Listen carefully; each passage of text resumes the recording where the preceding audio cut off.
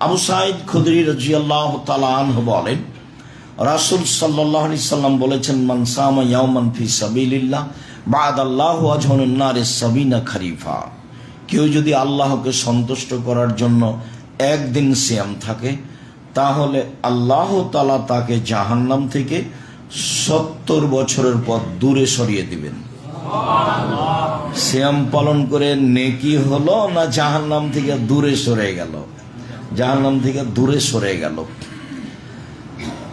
আব্দুল্লাহ ইবনে আমর ইবনে আব্বাস রাদিয়াল্লাহু তাআলা আনহু বলেন, রাসূল সাল্লাল্লাহু আলাইহি ওয়াসাল্লাম বলেছেন, মান সামা ইয়াওমান ফি সাবিলিল্লাহ বুইদাত মিনহু আন-নার মাসিরাতা মিয়াতে আম। কেউ যদি আল্লাহকে সন্তুষ্ট করার জন্য একদিন সিয়াম থাকে, তাহলে জাহান্নামকে তার থেকে 100 বছরের পথ দূরে সরিয়ে দেওয়া হবে, জাহান্নামই সরে যাবে।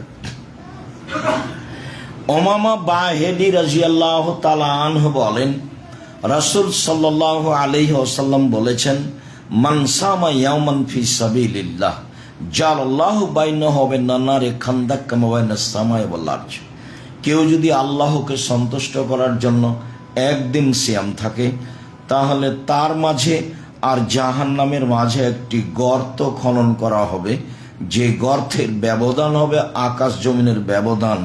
মানে লোকটাকে জাহান্নাম থেকে সরিয়ে দেওয়া হবে 500 বছরের পথ।